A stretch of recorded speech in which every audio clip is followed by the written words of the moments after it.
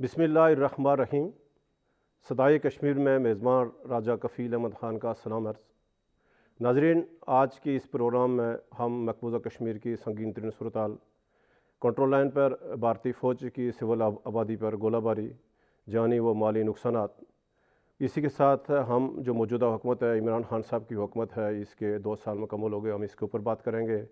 اور گلگت میں جو الیکشن کا شیڈول جاری ہوا پھر بیچ میں ملتوی ہو گیا، اس کے اوپر بات کریں گے کہ ابھی وہاں کی کیا صورتحال ہے۔ تو آج ہم نے ان تمام ایشوز پہ بات کرنے کے لیے ہم نے اسٹوڈیو میں دعوت دی ہے محترم کرنل ریٹائرڈ محمد اشرف خان صاحب۔ کرنل صاحب آپ کا بہت شکریہ کہ آپ نے وقت نکال کے ہمارے پروگرام میں شامل ہوئے۔ ہمارے ساتھ حریت کانفرنس اسلام آباد کے جو کنوینر ہیں سید فیض نقشبندی صاحب ہمارے پاس لائن پہ ہیں۔ ہمارے ساتھ سری نگر سے ناظم نذیر وانی صاحب ہمارے ساتھ لائن پہ ہیں۔ وانی صاحب آپ ہمارے ساتھ لائن پہ ہیں؟ جی السلام علیکم۔ السلام علیکم، کیسے ہیں وانی صاحب؟ خیریت سے؟ آپ ٹھیک ہیں؟ اللہ کا کرم۔ تو ناظرین، ہم سب سے پہلے ہم سری نگر چلتے ہیں۔ ہم ناظم نذیر وانی صاحب سے جانتے ہیں کہ 5 اگست کا جو گزشتہ سال جو ہندوستان نے جو اقدام اٹھایا تھا ریاست کی جو خصوصی حیثیت کو ختم کر کے اس کو 2 وفاقی جو اکائیوں میں اس کو تقسیم کر دیا، اس کے بعد سے جو سنگین ترین صورتحال ہے، جو کشمیریوں کو ایک نئی آزمائش سے جو 2-4 ہونا پڑ رہا ہے، اس حوالے سے گزشتہ روز بھی وہاں شوپیاں میں مزید 3 نوجوانوں کو شہید کر دیا گیا۔ تو ان سنگین ترین صورتحال ہے۔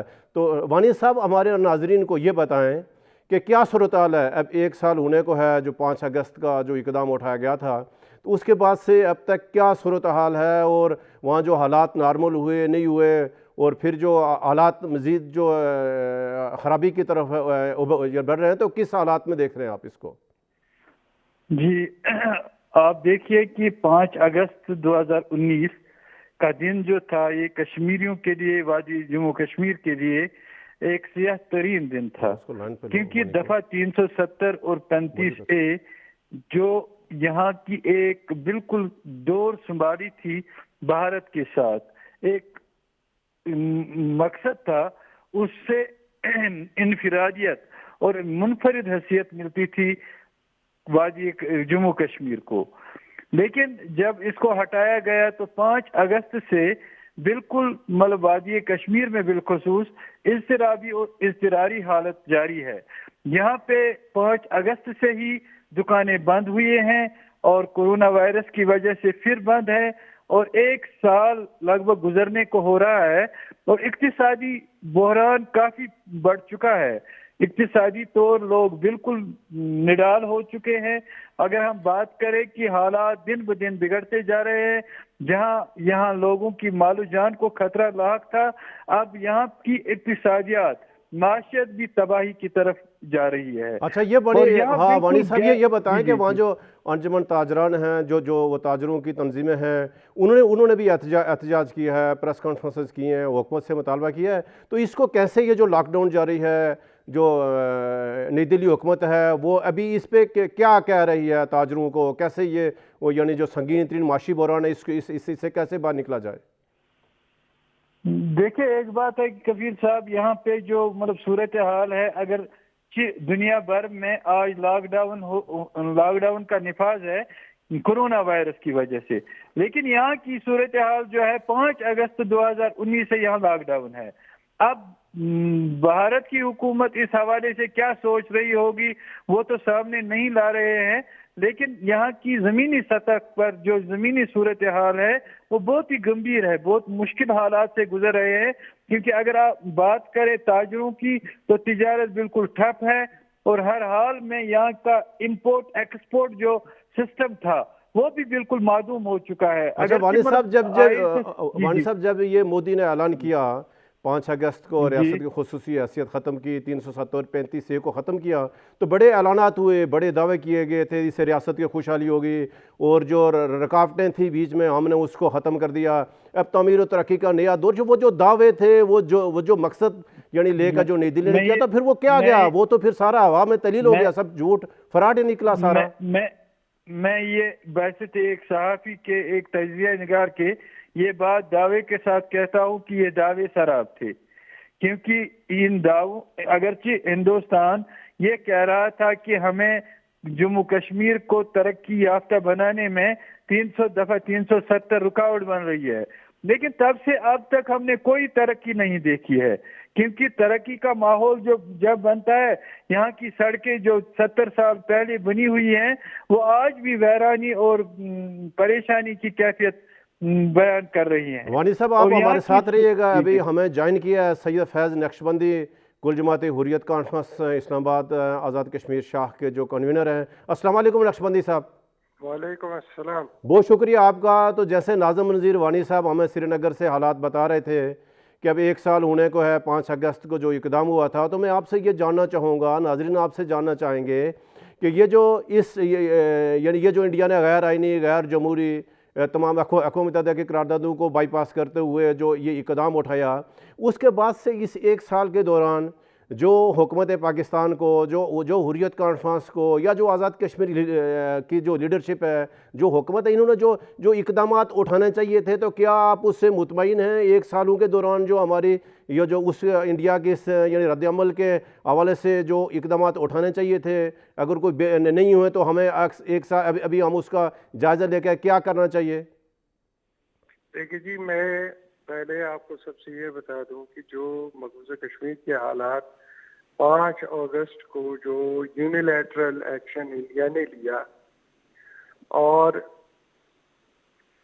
हमारे मकबूजा कश्मीर को 2 हिस्सों में यूनियन टेरिटरी के साथ मिला दिया, यहाँ जो एक गैर इखलाकी, गैर कानूनी इक़दाम है, यूनाइटेड नेशन के रेजोल्यूशंस उनके खिलाफ है। और हत्ता कि अब मैं आपको ये बता दूं कि इसके पीछे इंडिया के क्या मकासद थे। इंडिया का सबसे पहले जो इनका मकसद ये था कि ये ख़त्म करके हम डेमोग्राफिक चेंजेस लाएंगे।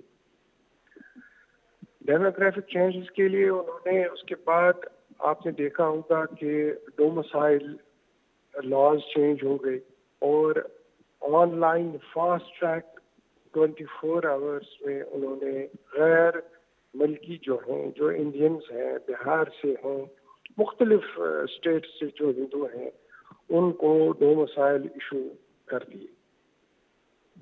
अगर हम इंटरनेशनल लॉ देखेंगे, 4th जिनेवा कन्वेंशन देखेंगे, तो वाज़ेह तौर पे आर्टिकल 49 पैरा 6 में है कि जो ऑक्यूपाइंग पावर है वो ये कतन नहीं कर सकती कि अपने जो उनके अपने नेशनल्स हैं उनको उठा के जो डिस्प्यूटेड टेरिटरी है अंडर द ऑक्यूपाइंग। नहीं, नक्शबंदी साहब ये बताएं, जैसे आपने फरमाया कि ये जो अभी वहाँ उसमें जो गैर जो कश्मीरी हैं उनको बसाया जा रहा है, वहाँ जो सिक्योरिटी फोर्सेस के जो एहलकार तैनात हैं उनको डोमिसाइल जारी किए जा रहे हैं। तकरीबन अब तक कोई 30,000 से ज़ायद डोमिसाइल यानी जारी हो चुके हैं। ये जो सारे इक़दामात उठा रहा है मोदी, इसके ख़िलाफ़ यानी अक़वाम मुत्तहिदा का प्लेटफार्म मौजूद है, अक़वाम मुत्तहिदा की 1957 की करारदाद मौजूद है, तो वो दरवाज़े क्यों नहीं खटखटाए गए? हुकूमत पाकिस्तान को जाना चाहिए था। वो तो बिला खौफ सारे इक़दामात करते जा रहे हैं, तो उसके ये रास्ता कैसे रोका जाए? देखिए, मैं आपको ये, जहाँ तक आपने हुकूमत पाकिस्तान का जिक्र किया, उन्होंने बहुत अच्छे इक़दाम भी लिए और हम उनको अप्रिशिएट भी करते हैं और ले भी रहे हैं। हर जगह आवाज़, जो कश्मीर की आवाज़ है, वहाँ तक उन्होंने पहुँचाई। और आपने देखा होगा UN जनरल असेंबली में प्राइम मिनिस्टर इमरान खान ने, या जो 2 दफ़ा UN सिक्योरिटी काउंसिल में मसला कश्मीर उठाया गया। इसी तरह आप जो यूनाइटेड नेशन का ह्यूमन राइट काउंसिल है, वहाँ पर बेहतर अंदाज में ये उठाया गया। उसमें जो हम नक्शबंदी साहब, आप हमारे साथ रहिए। हमारे साथ स्टूडियो में कर्नल अशरफ साहब हैं, इंतहाई सीनियर ये दफ़ाई तजिया नगार हैं। अस्सलाम वालेकुम कर्नल साहब। यानी जैसे आपने श्रीनगर से नाज़िम नज़ीर वानी को सुना, फिर फैज़ नक्शबंदी को सुना, तो ये जो 5 अगस्त का जो हिंदुस्तान ने इक़दाम उठाया, अक़वाम मुत्तहिदा की करारदादों को बाईपास करते हुए, पाकिस्तान और हिंदुस्तान के 2 तरफ़ा मायदे हैं उसको बाईपास करते हुए, खुद जो हिंदुस्तान का आइन है उसको सबूताज़ करते हुए मोदी ने एक तरफ़ा इक़दाम उठाकर संगीन तरीन सूरत-ए-हाल से बोताज रियासत को उसको दो चार कर दिया। तो क्या आप इस सारी सूरत-ए-हाल को किस तनाज़र में देखते हैं, और क्या जो आलमी عالمی دعا پڑھنا تھا وہ نہیں پڑا مودی کے اوپر، جو یعنی اس کو کوئی خوف نہیں ہے، اس کو کوئی رکاوٹ نہیں ہے، تو اس ساری صورتحال کو آپ کس تناظر میں دیکھتے ہیں؟ Thank you very much for having me on this program. In fact doctor صاحب ایسے ہے کہ انڈیا کا جو اوور آل ایک چہرہ تھا وہ ایک سیکولرزم کا چہرہ تھا، جس کو انہوں نے بالکل ایک سائڈ پہ کر کے اب انہوں نے ایک ہندوازم کا چہرہ سامنے لایا ہے. اب ہندوازم کے لیے ان کے پاس اور کوئی چارہ کار نہیں ہے سوائے اس کے کہ وہ مسلمانوں کی آبادی کو طے کریں، ان کو بالکل انڈیا کے ہندوستان نقشے کے سے ایک ہی جو مسلم ریاست تھی کشمیر، باقی تو ساری ہندو ریاستیں ہیں ساری کی ساری. اب اس میں کشمیر کے اندر جو وعدے وعید کیے گئے تھے 1947 میں اور اس کے بعد اقوام متحدہ میں شملہ ایگریمنٹ میں، اس کے بعد یہ تاشقند میں، یہ سارے جتنے بھی ایگریمنٹ ہیں بیسیکلی ان کو انہوں نے بائی پاس کیے. انہوں نے اپنی کسی کمٹمنٹ کو سامنے نہیں رکھا، نہ انہوں نے کسی اقوام متحدہ کی قرارداد کو انہوں نے ریگارڈ دیا. ان کا ایک ہی مقصد ہے، وہ یہ ہے کہ بدنیتی سے، جھوٹ سے، فراڈ سے کسی نہ کسی طریقے سے وہ اس ریاست کو وہ اپنے اندر ضم کرنا چاہتے ہیں. اور اس کی ایک مثال یہ ہے کہ آپ دیکھ لیں کہ اس وقت ان کا پرابلم جو ہے نا وہ نیپال سے بھی ہے، بھوٹان سے بھی ہے، مالدیپ سے رہا ہے، سری لنکا سے رہا ہے، چین سے رہا ہے، پاکستان سے رہا ہے. کسی ملک کے ساتھ ان کا کوئی کبھی ایک دوستانہ ماحول نہیں رہا اور وہ ایک اچھے پڑوسی ثابت نہیں ہوئے کسی کے بھی. چلو پاکستان کے ساتھ ایک ریاست کشمیر کا ان کے ساتھ تنازع ہے، لیکن اگر دیکھا جائے تو باقی ریاستوں کے ساتھ تو نہیں تھا. چین کے ساتھ ابھی نیا تنازع لداخ میں کھڑا ہو گیا. اب چین کے ساتھ ان کا 1962 کی وار بھی ہوئی ہے، نیفا وار ہوئی ہے. اب اس میں ظاہر ہے چین کے ساتھ بھی ان کا پرابلم تھا، اور یہ کوئی چھوٹا موٹا پرابلم نہیں ہے، یہ تو ان کا مشرقی سرحد سے لے کے تو یہ کشمیر لداخ تک ان کا یہ پرابلم چل رہا ہے. اب اس کا مطلب ہے کہ یہ سارے ملک خراب ہیں اور ایک انڈیا واحد ریاست ہے کہ جو سچ بول رہا ہے اور ٹھیک ہے. یہ تو اقوام متحدہ کو اس کا نوٹس لینا چاہیے، عالمی برادری کو نوٹس لینا یہ چاہیے. جو آپ نے خود ساری صورتحال کو دیکھے ایک سال سے، جو ہمارا بیس کیمپ ہے مظفر آباد میں، جو ہماری حکومت ہے، اس کو وہاں جو بیس کیمپ کے تقاضے ایسے حالات کے بعد کہ جب 5 اگست کی غیر یقینی صورتحال سے دوچار ہو گئی ریاست، اور تو اس کے بعد جو اقدامات اٹھانے چاہیے تھے حکومت آزاد کشمیر کو، حکومت پاکستان یا حریت کانفرنس کو مل کے، تب وہ کہ کیا آپ ایز اے یعنی ایک یا تجزیہ نگار آپ کیا ہمیں کہیں کہاں ہماری کمی کوتاہی ہوئی ہے؟ بنیادی طور پہ آپ کی بات صحیح ہے. میں سمجھتا ہوں کہ اس میں آزاد کشمیر کی حکومت نے کچھ تھوڑا بہت اقدامات اٹھائے بھی ہیں، لیکن ان کے پاس اتنے وسائل نہیں ہیں. ان کی آواز کہیں سنائی نہیں دیتی، نہ ان کی آواز کہیں باہر جا رہی ہے. بنیادی طور پہ دنیا کے اندر آزاد کشمیر کے لوگوں کو انہیں بھیجنا چاہیے، آزاد کشمیر کی ریپریزنٹیشن ہونی چاہیے. جو ورلڈ فورمز ہیں ان میں آزاد کشمیر کی کتنی ریپریزنٹ، یہ بیس کیمپ ہمارا. بنیادی طور پہ جب کشمیر اپنے کیس کو فائٹ کرے گا دنیا کے مختلف فورمز کے اوپر تو وہ زیادہ بہتر طریقے سے کر سکتے ہیں as compare to any other person. Pakistan ہمارا وکیل ضرور ہے، لیکن کیس تو بنیادی طور پہ کشمیر کا ہے، اور کشمیر کا ایک پورشن آزاد ہے، اور ان کو چاہیے کہ وہ وہاں پہ دنیا کے اندر ان کو پیش کریں کہ یہ ان کا کیس ہے. پاکستان ہماری پشت پہ ہو، پاکستان ہمیں سپورٹ کرے، اخلاقی سیاسی ہر لحاظ سے سپورٹ کرے، لیکن بنیادی طور پہ جو کیس لڑنا ہے وہ تو آزاد کشمیر کے لوگوں کو لڑنا چاہیے، کشمیر کے لوگوں کو لڑنا چاہیے، گلگت بلتستان کے لوگوں کو لڑنا چاہیے، جموں کے لوگوں کو لڑنا چاہیے. اب دیکھیں حریت کانفرنس کے لوگ یہاں پہ آزاد کشمیر کے اندر موجود ہیں، ان کا ایک بہت بڑا رول ہے. اب یہ انڈیویجولی ایک آواز کہیں اقوام متحدہ سے اٹھ گئی، کہیں مغرب ممالک سے اٹھ گئی، امریکہ سے اٹھ گئی، انڈیویجول حیثیت سے کسی کی کوئی اتنی آواز نہیں سنائی دیتی اور الٹیمیٹلی وہ دب جاتی ہے. اب پچھلے عرصے میں جب یہ 5 اگست کا واقعہ ہوا تو آپ نے دیکھا کہ پوری دنیا میں کشمیر کے لوگوں نے جہاں جہاں پہ بھی تھے انہوں نے مل کے مظاہرے کیے، کسی حد تک وہ کامیاب رہے. ایک امپریشن باہر چلا گیا، پیچھے سے گورنمنٹ آف پاکستان نے بھی سپورٹ کیا، اقوام متحدہ میں جا کے پرائم منسٹر آف پاکستان نے بڑے زوردار طریقے سے وہاں پہ کشمیر کے کاز کو اٹھایا. انہوں نے یہ بھی کہا کہ میں کشمیر کا سفیر بن کے جاؤں گا. لیکن اس میں ابھی مستقل اور لگاتار اقدام اٹھانے کی ضرورت ہے، یہ کوئی ایک دن کا مسئلہ نہیں ہے. صاحب واپس چلتے ہیں سری نگر میں. ناظم نذیر وانی صاحب واپس دوبارہ آپ کی طرف آتے ہیں کہ یہ جو ابھی جو حریت کانفرنس، جو حریت جو قیادت ہے، یہ ساری گھروں میں یا جیلوں میں قید ہے کہ وہاں جو یعنی جو سول سوسائٹی ہے اس کو بات کرنے کی اجازت نہیں ہے، میڈیا پر سخت ترین پابندیاں ہیں. تو یہ اس ساری صورتحال میں جو کشمیری قیادت ہے وہاں کی، شیخ عبداللہ کو ابھی رہائی ملی ہے، محبوبہ مفتی نہیں، تو اس جو کشمیری قیادت ہے وہاں جو سری نگر بیٹھی ہے تو وہ کیا چاہ رہے ہیں؟ انہوں نے یعنی ان کی کیا حکمت عملی سامنے آئی اب تک؟ یہاں میں یہ بات کہوں گا کہ جہاں تک سیاسی لیڈران کا تعلق ہے، اگرچہ ان کو گھروں سے، اگرچہ ان کو جیلوں سے رہا بھی کیا گیا، تو ان میں فاروق عبداللہ ہے، عمر عبداللہ ہے، محبوبہ مفتی ابھی تو نظر بند ہے, خانہ نظر بند ہے, ان کی بیٹی ارتجا بھی خانہ نظر بند ہے, لیکن ان کا ایجنڈا تو ابھی تک سامنے نہیں آیا, کیونکہ انہوں نے جو جیل سے باہر نکلنے کے بعد ایسا کوئی سیاسی پہلو کا کوئی سیاسی ایجنڈا عوام کے سامنے نہیں لایا. اس کی بنیادی محرکات یہ ہے, بنیادی وجوہات یہ ہے کہ بھارت یہاں پہ ابھی مطلب وہ نیشنلٹی, وہ قومی سطح کی حکومت بنانے کے پکش میں نہیں ہے, اس حق میں نہیں ہے. اس لیے تو انہوں نے بھی اب چپ ساتھ لی ہے. اور وہ میں یہ وثوق کے ساتھ کہنے جا رہا ہوں کہ جو یہاں کی قیادت ہے, جو مین سٹریم لیڈران کہے جا رہے ہیں, کیونکہ حریت کانفرنس یا دیگر سول سوسائٹی کے ممبران جو ہیں یا تاجر ٹریڈر فیڈریشن کے ممبران جو ہیں, تو ان کو ان کی زبان پر بالکل مہر لگا دی گئی ہے, اور مہر اس طرح ہے کہ کوئی بات نہیں کر سکتا ہے. اور میں یہ بات بھی کہنا چاہتا ہوں کہ میڈیا جو پالیسی حال ہی میں یہ سامنے لائی گئی ہے, اس میں تو بالکل میڈیا پر قدغن ہے کہ وہ قومی دائرے سے باہر آ کے کوئی بات نہ کہے.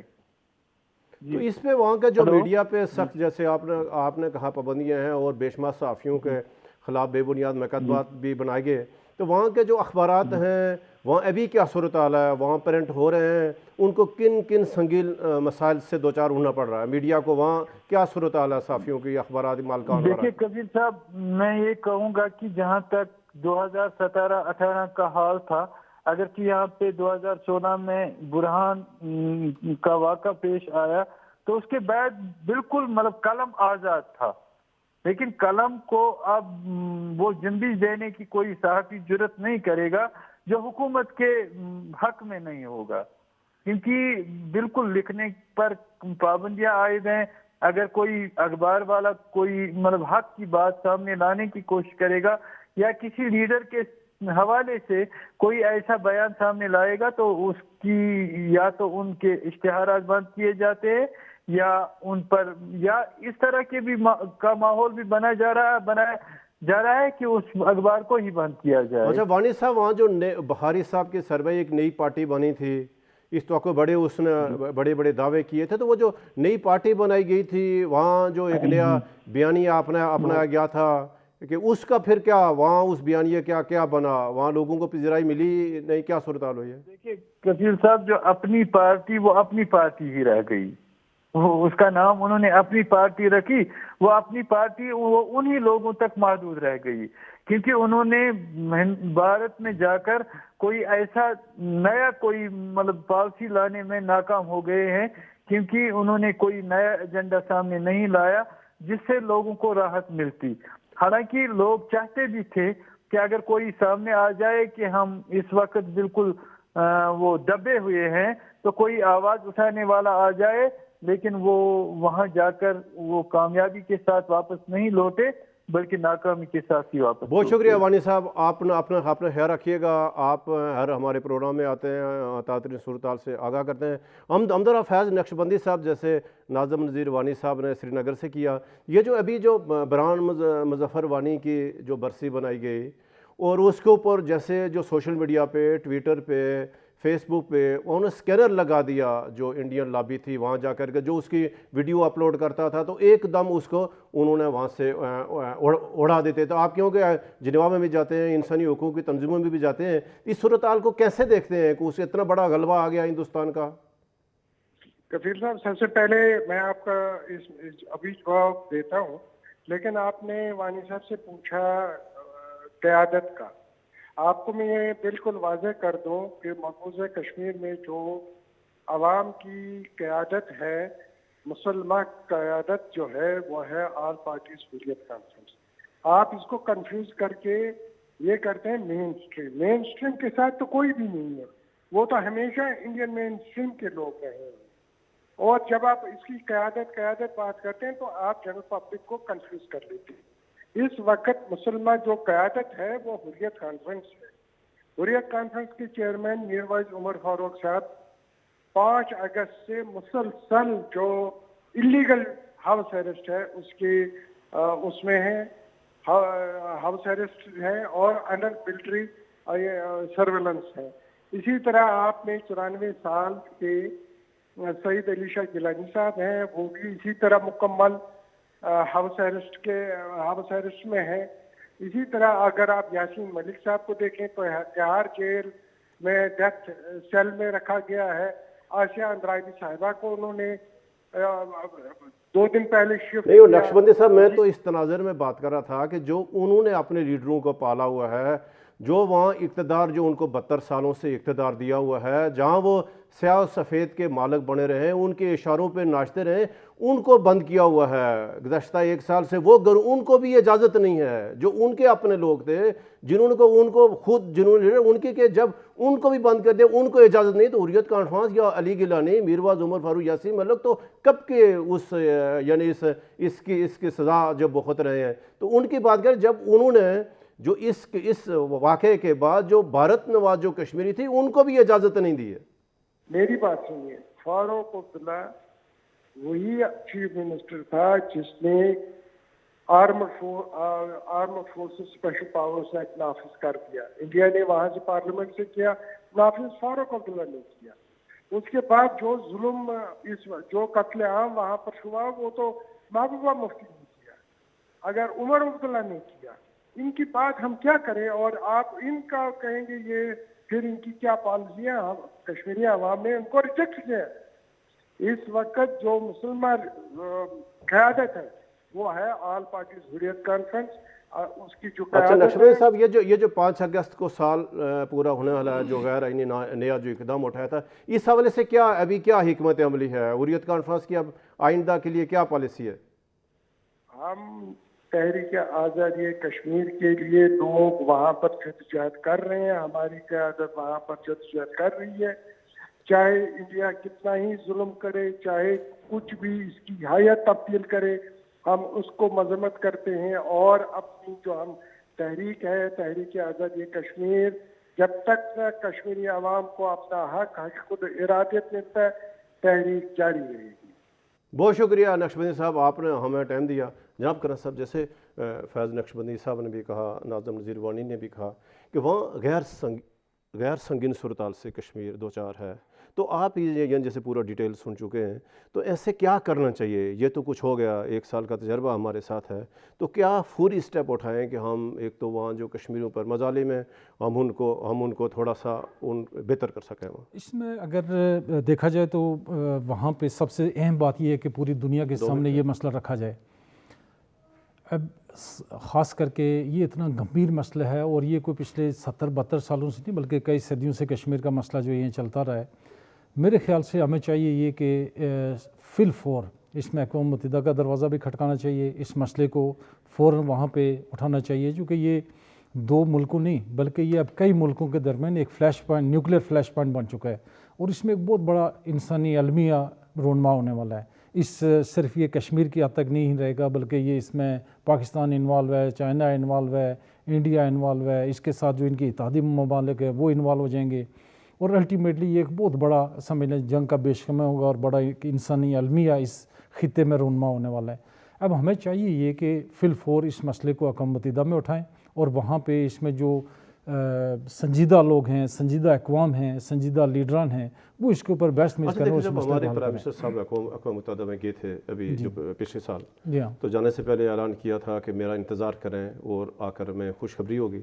उसके बाद फिर जुम्मे को आधे घंटे के यकजहती का ऐलान हुआ, वो भी ख़त्म हो गया। तो जो अभी जो हुकूमत पाकिस्तान की तरफ से जो ठोस इक़दाम उठाना चाहिए था भारत की इन साजिशों को, गैर आईनी इक़दाम दुनिया का, तो वो कहीं नहीं हुआ मुनज़्ज़म तरीके से। उस हवाले से क्या कहेंगे आप, क्यों नहीं किया गया इस तरह? मेरा अपना ख्याल ये कि इस वक्त जो तहरीक इंसाफ की हुकूमत है, इनको अपने मसाइल का सामना है, उसमें स्पेशली कोरोना का मसला आ गया बीच में, उसकी वजह से हमारे 4-6 महीने ज़ाया हो गए। फिर उसके बाद ये इंटरनेशनल लेवल पे जो हालात बन पड़े, जिसकी वजह से हमारी माशी बुरन का शिकार हो गए, उसकी वजह से यहाँ पे फिर अपोजिशन ने सर उठा लिया। तो इमरान खान की हुकूमत को इनफैक्ट जो मेरा तजिया है उसमें उनको इतना मौका नहीं मिला, फ्री एंड नहीं मिला कि वो ये मसले को उठा सके। और फिर अपोजिशन मुख्तसर ब्रेक पे जाएंगे नाज़रीन, मुख्तसर ब्रेक, और ब्रेक के बाद हम आकर बात करेंगे जो ISPR गुज़श्ता दिनों اور آزاد کشمیر کے جو سینئر صحافی ہیں انہوں نے ISPR کا دورہ کیا.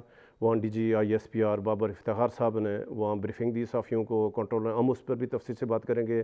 پھر جو گلگت بلتستان میں الیکشن ہے ہم گلگت بلتستان کے الیکشن کے اوپر بات کریں گے. پھر لداخ میں جو انڈیا اور جو چین کے درمیان کشیدگی بڑھتی جا رہی ہے تفصیل بات ہے. مختصر پلیز ہمارے ساتھ رہیے گا.